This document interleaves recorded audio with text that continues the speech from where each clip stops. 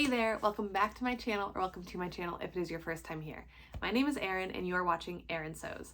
If you found your way over to my channel via Izzy from Dizzy Quilts and Sews, thank you so much for trusting her recommendation, and I really hope you enjoy my videos and stick around for the long haul.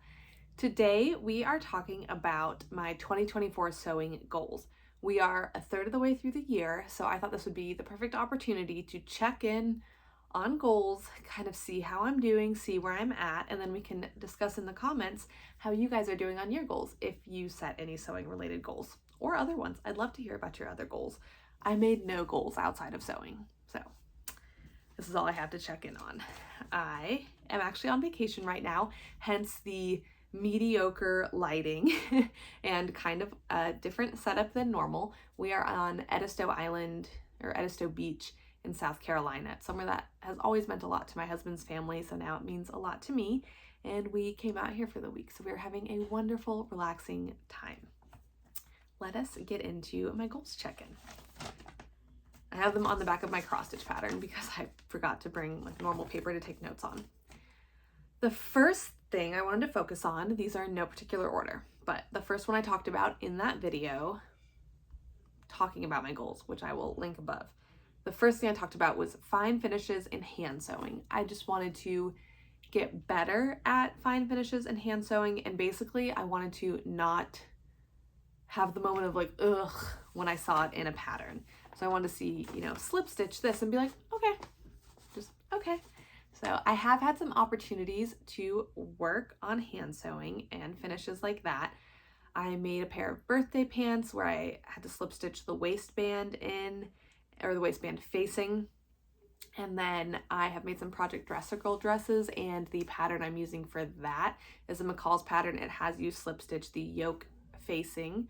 So I've had a couple opportunities to work on it. I did recently make a 1-hour dress, and it wanted you to hand sew just tack down the neckband facing, or the neckline facing, and then also slip stitch the arm facings and the hem.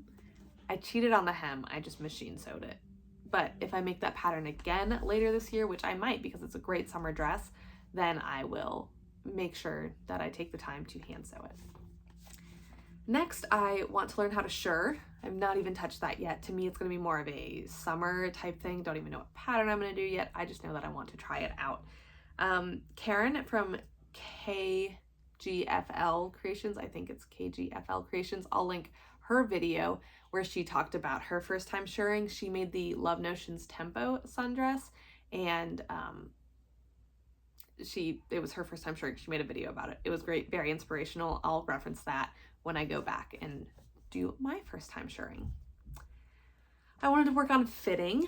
I definitely have those birthday pants again. I took the time to make a toile of the top half, basically made the shorts view of them, and figure out what adjustments I needed to make. I did end up having to make a full seat adjustment. In my head, it's a big booty adjustment, but a full seat adjustment. So I went through and did that, made the second version of the toile and everything. I really took my time, and I'm so happy that I did that. I'm so happy with the fit. So I am continuing to work on my fitting skills, and I'm not scared of making a toile. I'm changing my mindset from being annoyed that a toile would take extra time to being appreciative of how much better a garment will fit if I take that time. So that is going really well. I have a quilt I want to work on. I call it my Rail Fence Ripple quilt. I made a few more blocks on it. No crazy progress. I should probably go back to working on that at some point. So shmeh on that one. Sew a bag. That was one of my goals. I wanted to sew a bag, and I specifically mentioned the bombastic bag, which is a pattern from Dora Creadora on Etsy. I made that one very recently, like 2 weeks ago, a week ago. I actually made 3 bags. I made the Noodlehead Making Backpack in the mini size for my toddler. Cannot rave enough about that pattern. It was so much fun. I made the bombastic bag, and then I also made a project bag for my cross stitch, the Peacekeeper, which is a Free by Annie pattern. And I had a ton of fun. I definitely see myself making more bags. I had so much fun. Try different materials. I have tried some different materials. I have now sewn with vinyl. I used that for the Peacekeeper bag, and I've sewn with ripstop. I used that for a rain suit I made my toddler. Both were much easier to work with than I thought they would be. So far, in terms of branching out and using different types of materials, it's going really well, and I have found them both so far. Well, I found both that I did so far to be easier than I thought they would be. I want to make a fully lined garment. I haven't done that yet, like the shirring. I don't even have a pattern picked out, so we'll get to that later. Make decisions on whips. I did actually go through all my whips and make decisions. I made a whole separate video about it that I will link. I set some deadlines for myself in that video, so I won't go through all of it again in detail, but I am pretty much on track with all of those. The only thing I haven't done yet is finish New Look 6725, which is a shirt dress for my toddler that I cut out, and then my mom started sewing for her last summer. My mom didn't finish it, so I took it back, and I have intended to finish it. It still fits her. I just haven't done it. And I was going to do it the night before we left for this trip, but instead I spontaneously decided to take my machine to be serviced. Just get its annual cleaning because it was very overdue. So I didn't sew it all that night. Plus I still had a lot of packing to do. I don't know what time I thought was going to magically appear in my evening that I could finish this outfit with, but I did not get that done. We do, however, live near a beach. We live in a beach town, so she'll be able to wear it this summer. I will finish it. I don't know why I just don't want to finish this, but I will finish it. I do want to sew for charity, or one of my goals was to sew for charity, and I have been. I have made some Project Dress a Girl dresses, and I have sewn some pillowcases for a charity called Ryan's Case for Smiles. I am a little behind on Project Dress a Girl dresses. My goal was to do one of those dresses for every nice thing I made Brady. So when I make her pajamas or little bummies and stuff, I'm not counting that. But when I take the time to make her a full dress or something, I wanted to make a Project Dress a Girl dress for each one of those. I am one behind. So I've made her 2 things, and I have 2 Project Dress a Girl dresses already cut. I just need to make them. And I have fabric already ready to sew more pillowcases. So I'm doing it. I've been doing it. I just need to kind of get back on track. Then my last goal in the video was explore more of my machine's functions. I have done more twin needling, which is what first inspired that to be a goal. Was I tried out my twin needle. I've used my twin needle more. I'm still not great at it. I've had some issues, but sorry, they turn on. My toddler is out there with her grandparents and my husband, and they're dancing around and playing. You might be able to hear in the background.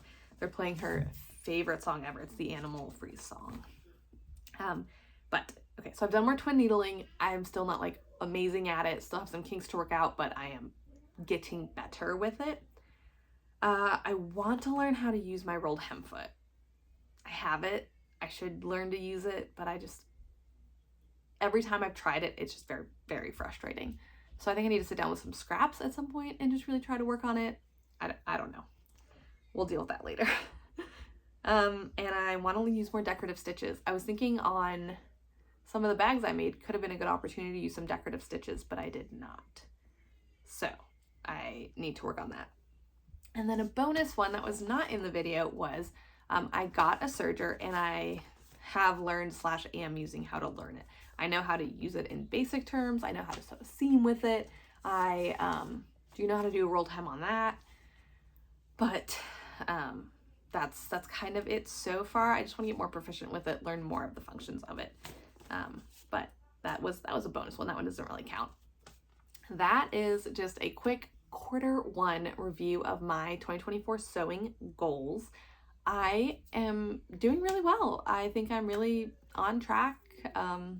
This is helping me keep them front of mind. Knowing that I want to make an update video every quarter is helping me be I need to keep them. I need to keep working on them so I don't make a video that's totally forgot about them for 3 months. But if you totally forgot about your goals for 3 months, that's also very valid because there's always just a lot going on and a lot of other things to want to do.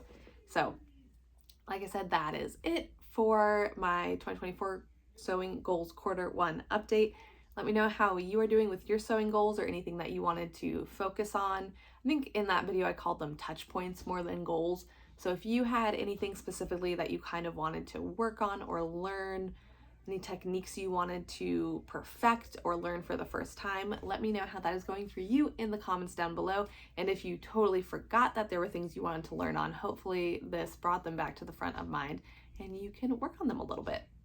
That does it for today's video. Thank you so much for joining me, and I will see you guys probably not until next week. I'm not going to have our Friday sews this week because we're on vacation, but I will see you guys in a video next week. Bye.